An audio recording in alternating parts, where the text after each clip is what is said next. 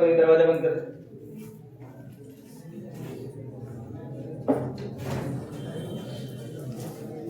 अब शांति से सुनो। रासायनिक साम्यावस्था, ठीक, रासायनिक साम्यावस्था में कौन सी चीजें साम्यावस्था को प्रभावित करती हैं, आज हम लोग उस चीज को देखते हैं, ठीक है। और एक नियम भी पढ़ेंगे, लॉ ऑफ केमिकल इक्विलिब्रियम या law of active mass. Active mass क्या होता है, कौन कौन सी चीजें होती हैं, ध्यान से सुनो।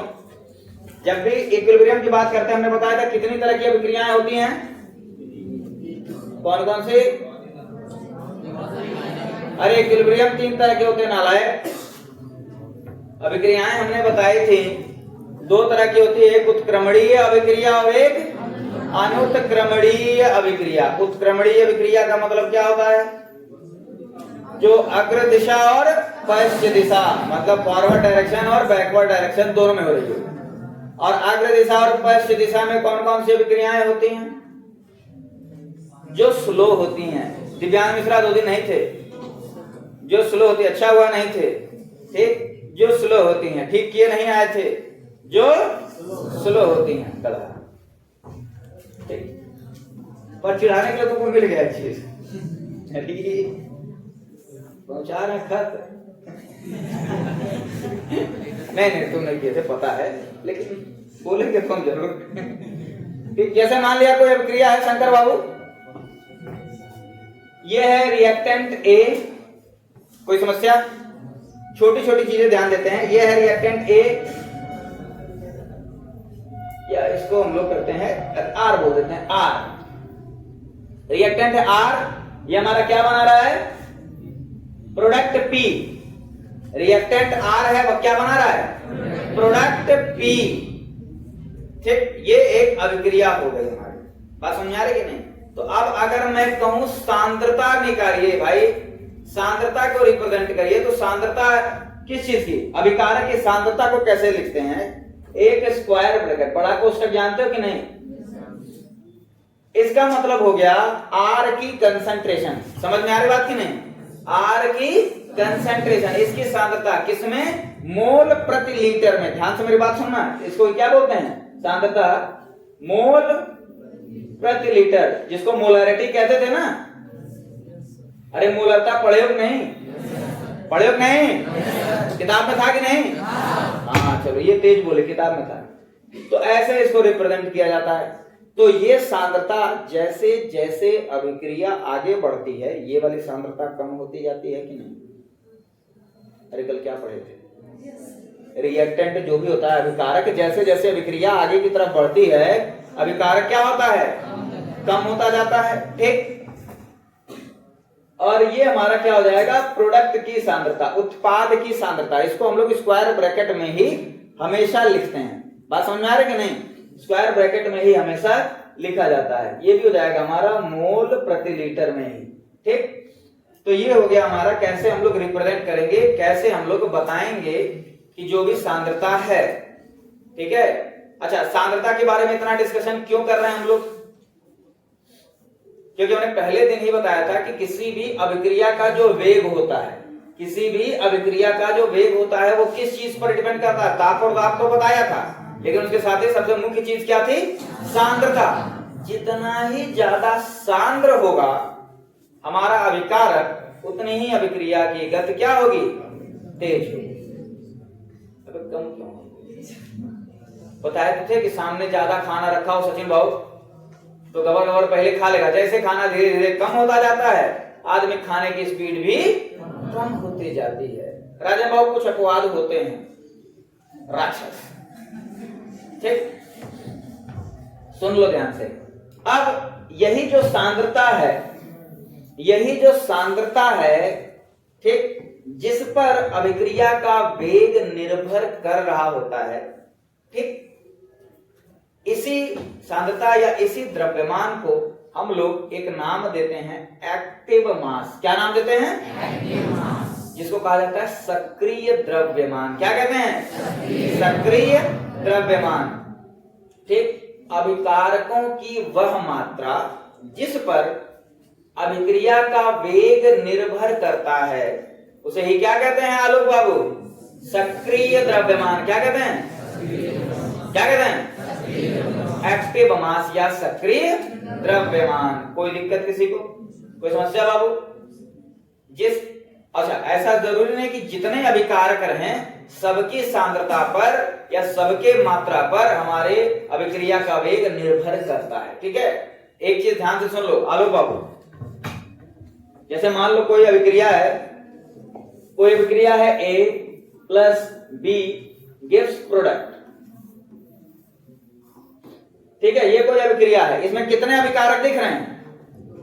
कितने अभिकारक दिख रहे हैं? कितने दिख रहे हैं? जोर बोलो। दो अभिकारक दिख रहे हैं। तो अभिक्रिया का वेग किस पर निर्भर करेगा? ये जरूरी नहीं है कि A और B दोनों पर ही निर्भर करे। ये भी जरूरी नहीं है कि सिर्फ A पर निर्भर करे। ये भी जरूरी नहीं कि सिर्फ B पर निर्भर करे। ये देखना पड़ता है कि ये प्रैक्टिकली हम लोग देखते हैं कि अभिकारक का वेग किस पर निर्भर कर रहा है।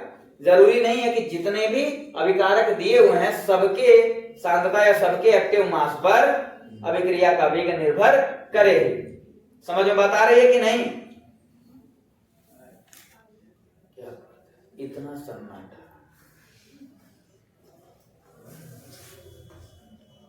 क्यों है भाई?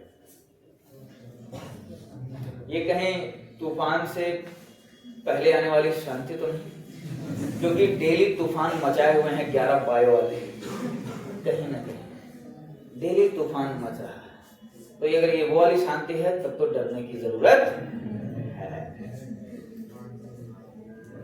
पर उम्मीद है अब कोई तूफान नहीं आएगा। आएगा?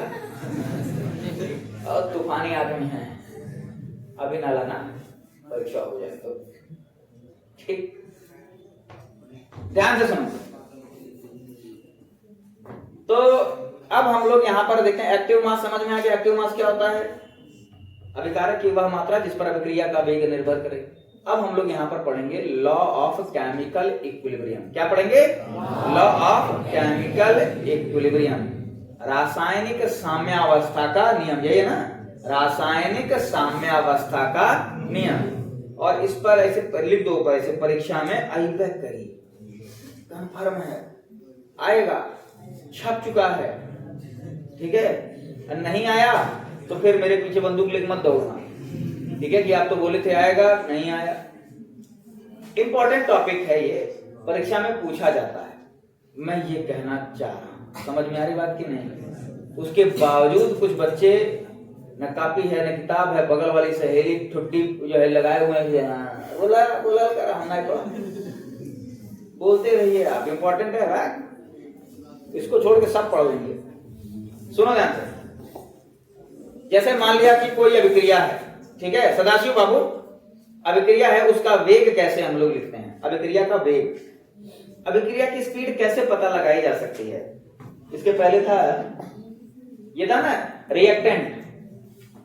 मान लिया कि आलोक बाबू इसकी सांद्रता 10 मोल प्रति लीटर, 10 मोल प्रति लीटर थी। ठीक, इसकी सांद्रता 10 मोल प्रति लीटर। हमने अभिक्रिया में अवनिर्मोल शुरू होने से पहले 10 मोल प्रति लीटर इसकी सांद्रता रखी। 2 सेकंड बाद, कितने सेकंड बाद? 2 सेकंड बाद इसकी सांद्रता हो गई 4 मोल प्रति लीटर।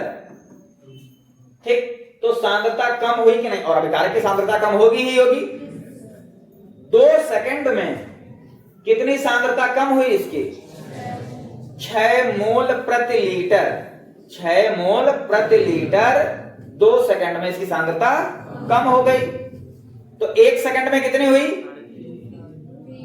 कितनी हुई? कितनी हुई? तो इसकी स्पीड हो जाएगी 3 मोल प्रति लीटर प्रति सेकंड। 3 मोल प्रति लीटर प्रति सेकंड, मतलब हर सेकंड ये 3 मोल प्रति लीटर इसकी सांद्रता कम होती जा रही है। समझ में आ रही बात की नहीं? यही हो गया अभिक्रिया का वेग। यानी कि अभिक्रिया का वेग अगर निकालना हो, अभिक्रिया का वेग अगर निकालना हो तो हम क्या करेंगे? सांद्रता में आई कमी बटे लिया गया समय। अरे भाई किसी भी चीज का स्पीड हम लोग कैसे निकालते हैं? इसी तरह से निकालते हैं। मान लो तुम्हारी गति निकालनी, मैकेनिकल गति निकालनी है, तो यहाँ है, ठीक है, मान लो 10 सेकंड बाद आप वहां पहुंच गए, तो वहां से यहाँ के बीच की दूरी बटे लिया गया समय। यही तो स्पीड निकालने का तरीका है। तो अभिक्रिया का वेग कैसे निकालते हैं? सांद्रता में आई कमी बटे लिया गया समय। तो सांद्रता में आई कमी को हम लोग कैसे दिखाते हैं? ध्यान से देखो, फिजिक्स में थोड़ा बहुत तुम लोगों ने पढ़ा होगा ऐसे। डी का मतलब क्या होता है? डिफरेंस। ठीक, अगर मैं यहां पर लिख दूं डी आर,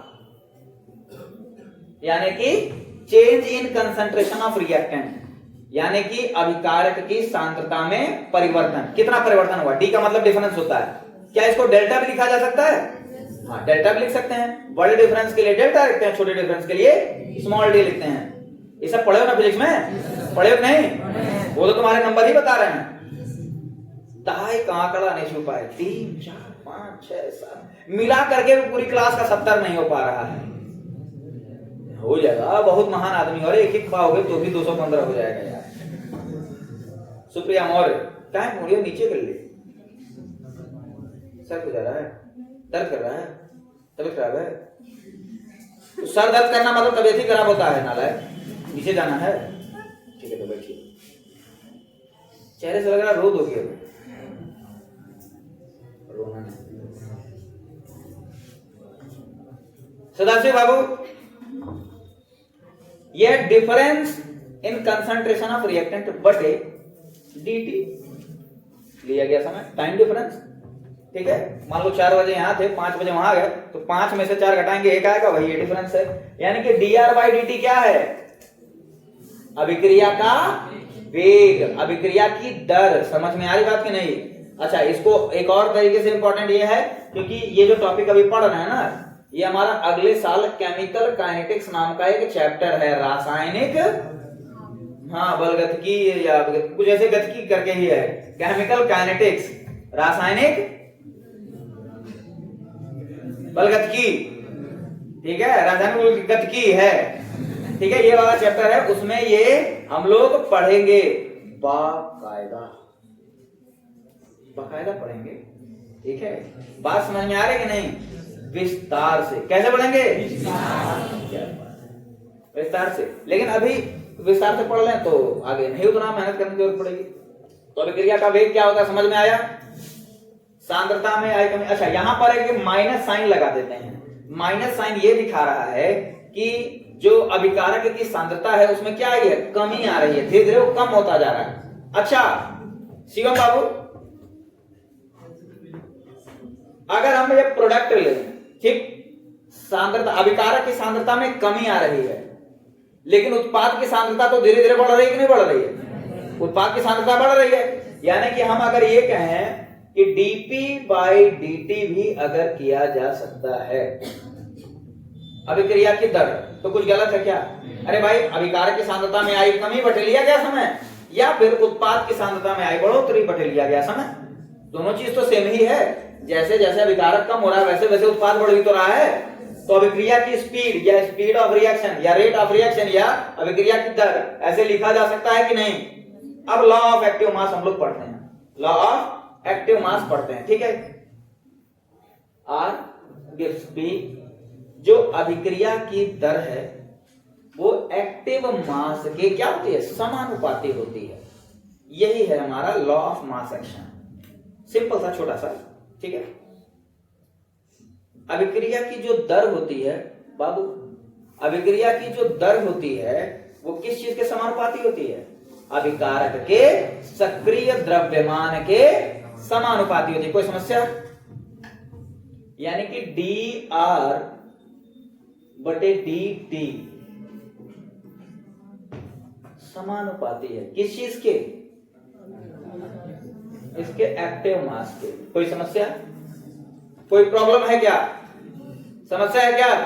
जो हम बोले हैं स्टेटमेंट में उसी को यहां फॉर्मूला बना करके लिख दिया गया है। dr/dt is directly proportional to concentration of reactant, यानी कि जो अभिक्रिया का वेग है वो सांद्रता, किसकी सांद्रता? अभिकारक की सांद्रता के समानुपाती होता है या सक्रिय द्रव्यमान के समानुपाती होता है। समझ में बात आ रही है कि नहीं? कोई दिक्कत किसी को? कोई समस्या है? अब एक चीज जानते होगे, कि minus dr/dt is equal to, यहां पर हम k लगा सकते हैं कि नहीं? ये क्या हो जाएगा हमारा? कांस्टेंट हो जाएगा। इसको बोलते हैं वेग स्थिरांक। क्या बोलते हैं? वेग स्थिरांक। क्या बोलते हैं? वेग हो गया जी,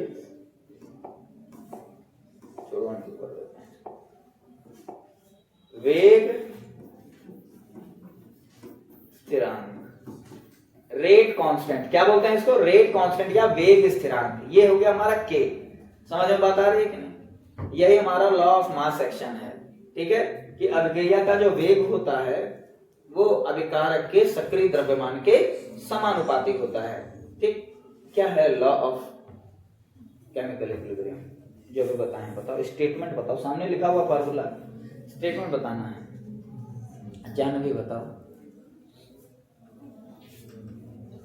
शुभम भाई बताओ। 3-4 बार बता, मुझको लगा 8-10 बार बता चुके हैं ये चीज। अनु, राजन,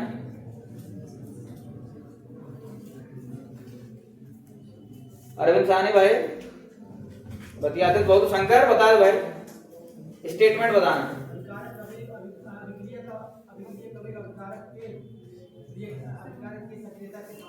सक्रियता में सक्रिय द्रव्यमान के समानुपाती होता है, यही तो बोलना है।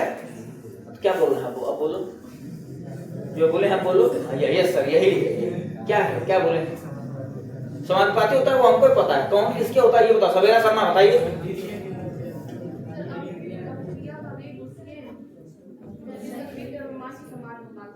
उसके किसके? हाँ, तो ये मत बोलो कि वो जो होता है वो उसके उसके वो हो जाता है। ठीक है, सर्वनाम का उपयोग नहीं किया जाता है, संज्ञा का उपयोग करिए। ठीक, इसमें कोई समस्या? लॉ ऑफ केमिकल इक्विलिब्रियम में भी यही नहीं है। मान लो कि क्या होता है कि एक से ज्यादा विकारक हो गए, एक से ज्यादा विकारक हो गए, वही वाला भैया, जैसे A प्लस B, ये अगर उत्पाद बना दे, ये अगर उत्पाद बना दे, अगर एक से ज्यादा अभिकारक आ गए, तब क्या करेंगे? तब जो अभिक्रिया का वेग होता है माइनस dr/dt, माइनस dr/dt, ये हमारा किसके बराबर हो जाता है? या k कर दें?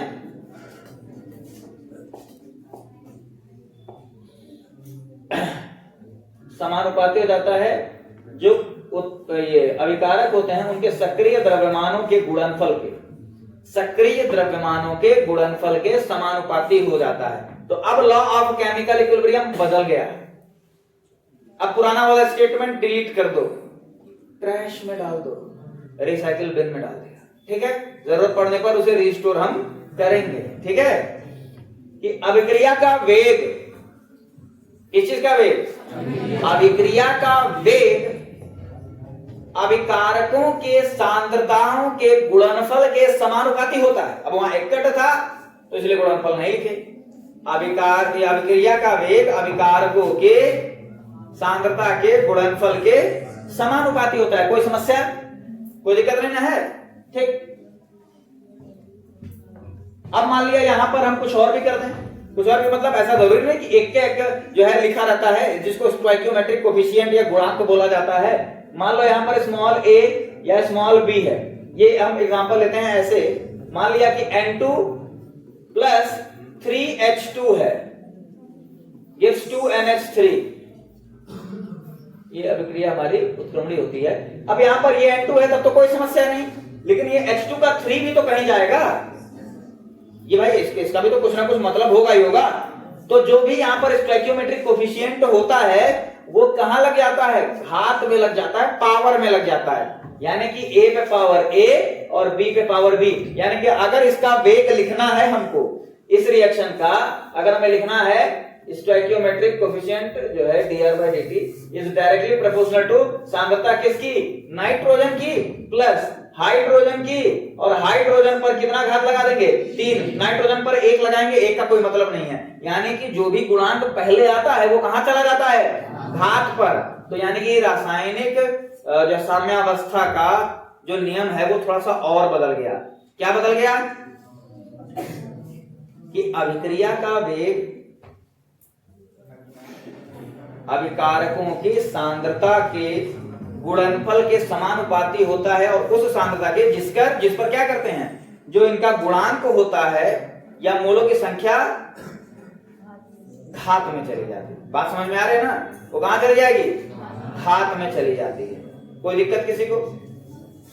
अब हम लोग तो इक्विलिब्रियम पढ़ रहे हैं, साम्यावस्था पढ़ रहे हैं। साम्यावस्था में एक यूनिडायरेक्शनल रिएक्शन की तो कोई जगह नहीं है। यूनिडायरेक्शनल रिएक्शन मतलब जिसमें सिर्फ अभिक्रिया से कारक से उत्पाद बन रहा हो।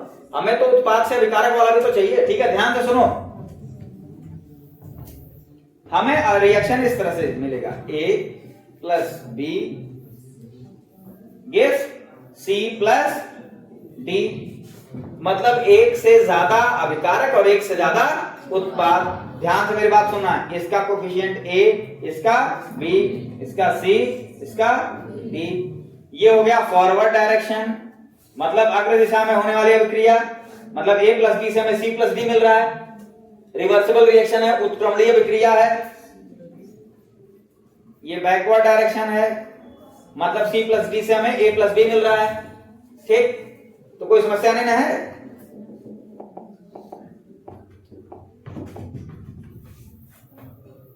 अब जो है यहां पर दोनों डायरेक्शन के लिए हम लोग रासायनिक साम्यावस्था का नियम जरा लिखते हैं, दोनों अभिक्रिया के लिए। ठीक, पहले लिखेंगे फॉर फॉरवर्ड डायरेक्शन, मतलब अग्र दिशा के लिए। तो अग्र दिशा के लिए क्या होगा?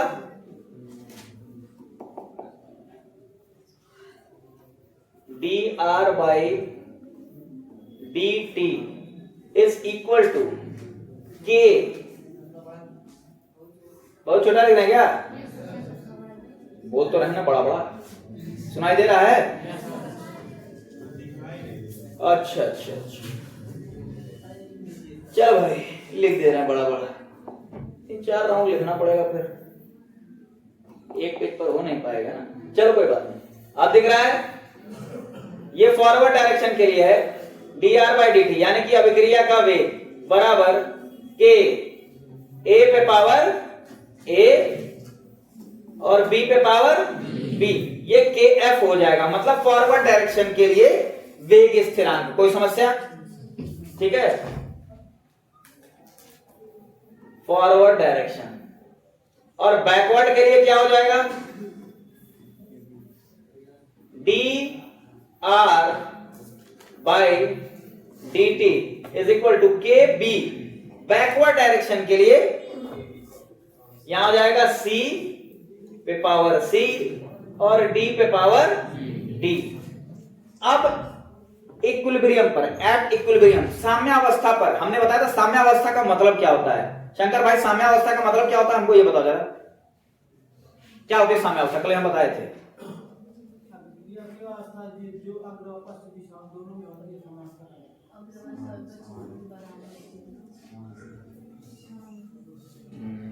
छोटी सी चीज भूल रहे हो, और वो भूल बस इसलिए रहे हो कि घरवा जा कपियां बंद हो गई थी। एक दिन देख लिए होते, क्योंकि कल यहाँ तो बताए थे। आलोक भाई उनको ना बताओ, हमको बताओ यार। वेग बराबर हो जाता है। ठीक है, अग्र दिशा का वेग पश्चिम दिशा के वेग के बराबर होता है। ये बोलो ना, ये अग्र दिशा पश्चिम दिशा बराबर होती है। अग्र दिशा पश्चिम दिशा कैसे बराबर हो जाएगी? अग्र दिशा में होने वाली अभिक्रिया का वेग पश्चिम दिशा में होने वाली अभिक्रिया के वेग के बराबर होता है, मतलब rate of forward reaction is equal to rate of backward reaction. सामने की तरफ, यानी कि a प्लस बी जिस स्पीड से c प्लस डी बना रहा है, बैठ जाओ, c प्लस डी उसी स्पीड से a प्लस बी भी बनाएगा। ठीक, तो एट इक्विलिब्रियम, साम्यावस्था पर, साम्यावस्था पर अगर मैं ये कहूं कि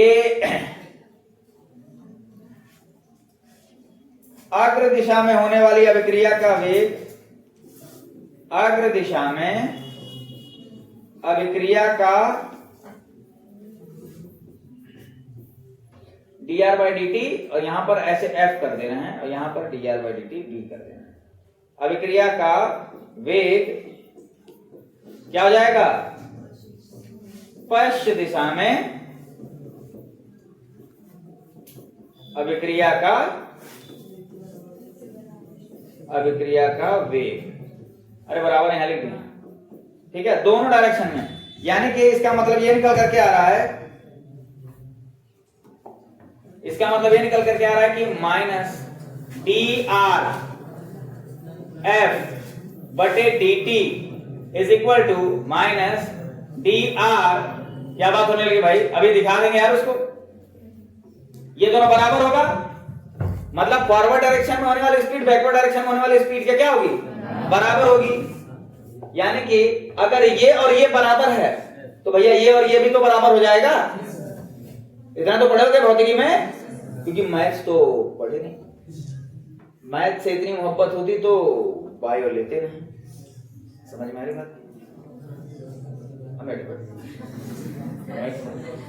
जब ये बराबर है तो ये भी बराबर हो जाएगा। एक बराबर ऑल्सो बराबर,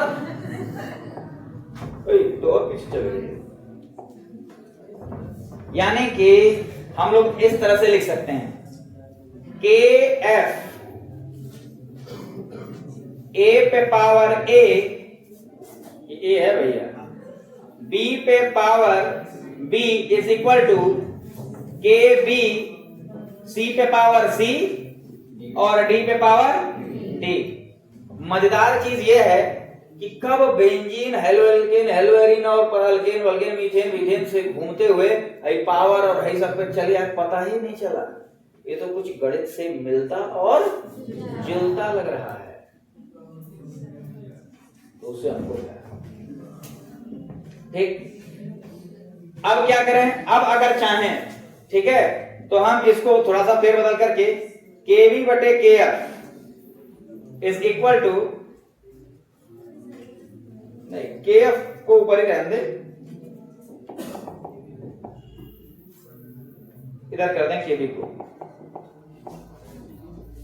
के एफ बटे के वी इज इक्वल टू सी पे पावर सी डी पे पावर डी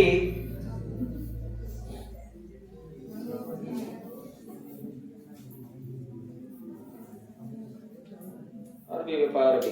ये भी एक नियतांक है, ये भी एक नियतांक है, दोनों का अनुपात एक और कांस्टेंट आ जाएगा जिसको कहा जाएगा एक नया कांस्टेंट केसी, इक्विलिब्रियम कांस्टेंट, साम्यावस्था स्थिरांक।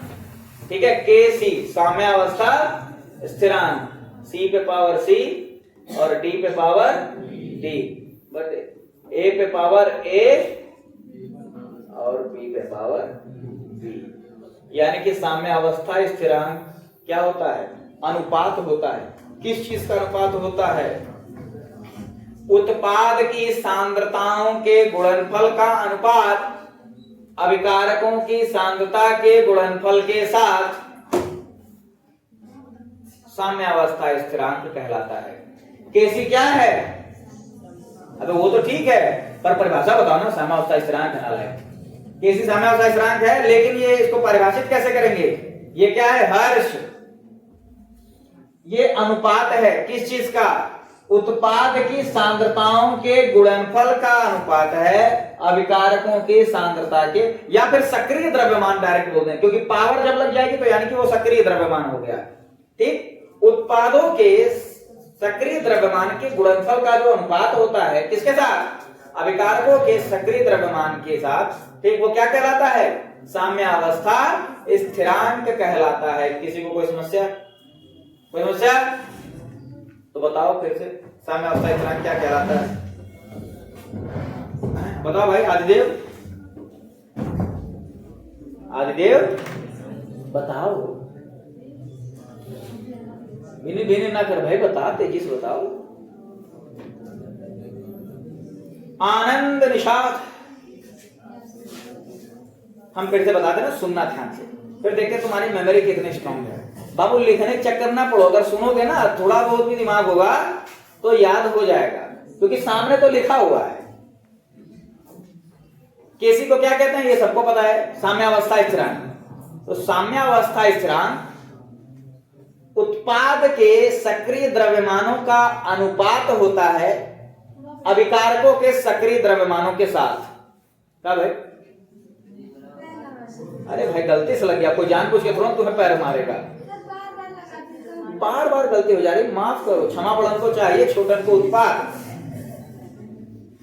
दिव्यांग इतना बता भाई।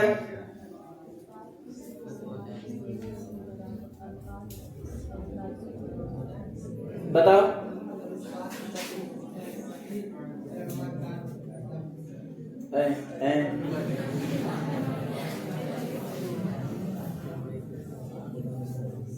इधर बॉयज में हरिओम पाल आए हैं। हाँ खड़ो जाओ बेटा, बताओ। हम बता रहे, ध्यान से सुनना फिर बताना। साम्य अवस्था स्थिरांक उत्पादों के सक्रिय द्रव्यमानों का अनुपात होता है अभिकारकों के सक्रिय द्रव्यमानों के साथ, या उत्पाद के सक्रिय द्रव्यमानों का गुणनफल का अनुपात अभिकारकों के सक्रिय द्रव्यमानों के गुणनफल के साथ क्या कहलाता है? साम्य अवस्था स्थिरांक। चलो बैठ जाओ, दोबारा और याद कर लेना, फिर सुनाना, फिर से सुन लो सर। सामने लिखा, अगर हम मेरी आवाज सुनते रहो और सामने देखते रहो तो जिंदगी में कभी भूलेगा ही नहीं, लेकिन आवाज सुनते भी हो मेरी ही और मुंह भी मेरा ही देखते हो। साम्य अवस्था स्थिरांक, ठीक, उत्पादों के सक्रिय द्रव्यमानों के गुणनफल का अनुपात होता है अभिकारकों के सक्रिय द्रव्यमानों के गुणनफल के साथ। क्या इसमें कोई बता पाएगा भैया? वो तो गलत नहीं बताएंगे, बैठ करके बताइए, कौन खड़े होकर के बता रहा है? बैठ।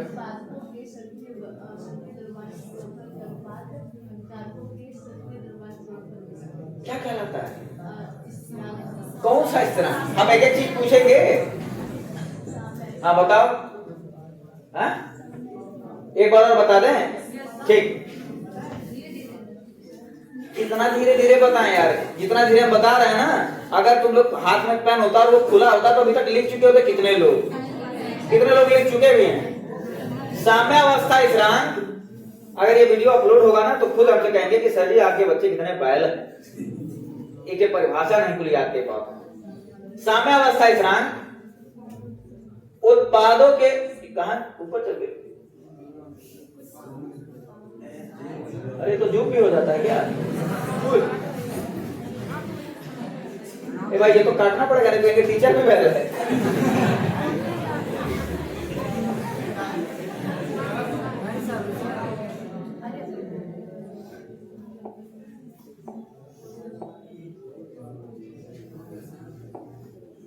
आ गया।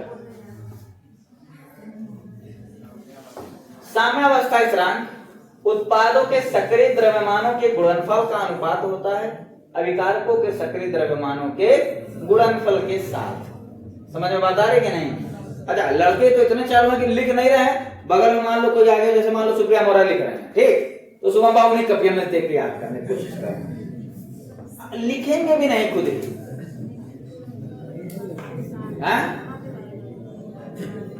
मान लो उल्टा सीधा वो लिखी हो, सर दर्द कर रहा है उसका। चलो भाई शंकर तुम ही बताओ फिर से।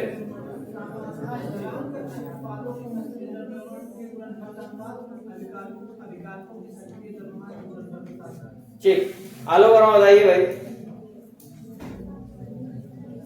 उत्पाद के सक्रिय द्रव्यमानों के गुणनफल का अनुपात अभिकारक के सक्रिय द्रव्यमानों के गुणनफल के अनुपात के बराबर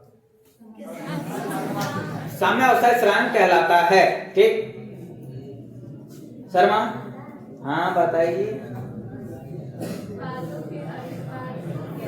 उत्पादों के अभिकारकों के, मेरे तुम्हारे हम सब के,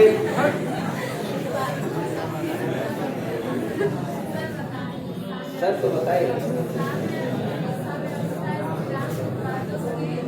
आवाज नहीं।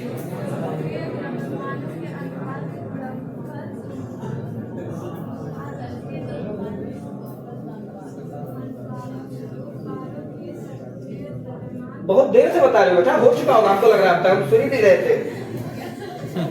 बहुत देर से बता रही थी। कितना टाइट कर दिया जी?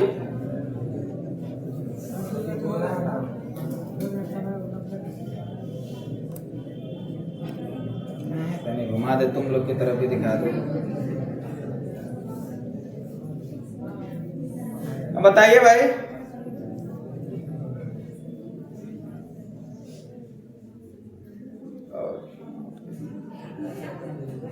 हाँ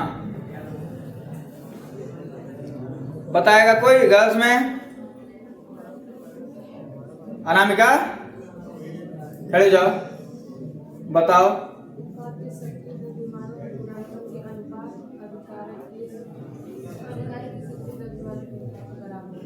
बराबर कहाँ होता है, क्या है यार बराबर? चलो शिवम बाबू खड़े हो जाओ, लड़ाई ले रहे थे नालायक। शिवम खड़े हो जाओ, बताओ,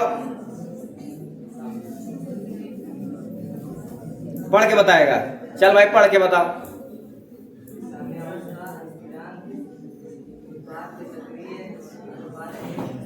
सक्रिय द्रव्यमानों के गुणनफल का अनुपात अभिकारकों के सक्रिय द्रव्यमानों के गुणनफल के साथ होता है। हरिओम पॉल आप बता लोगे? चल बताओ।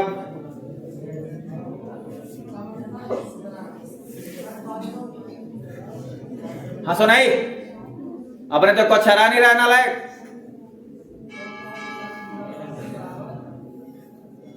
बराबर शब्द तो हमने इस्तेमाल ही नहीं किया है यार। ए बैल हेलो भाई, नहीं नहीं है हेलो, बता लोगे? कोई नहीं बता पाएगा। तुम लोग बताओ।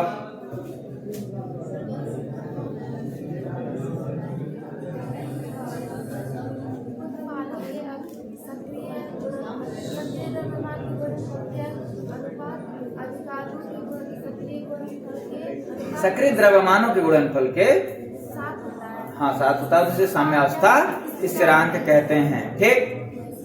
ठीक है, चलो बहुत अच्छे।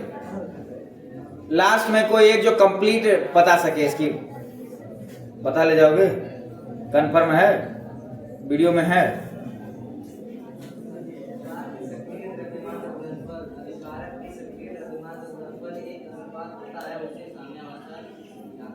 ठीक है, ये नीचे देख देख के बता रहे हो, सब दिख रहा है इसमें। इधर कोई बोला था सुरीली आवाज में, कौन था? चल भाई बता, बैठ के बताओ। चलो भाई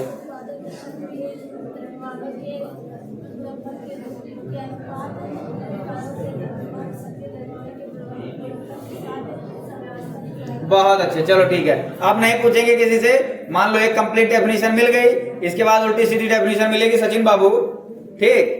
तो फालतू में मूड खराब ही होगा, ठीक?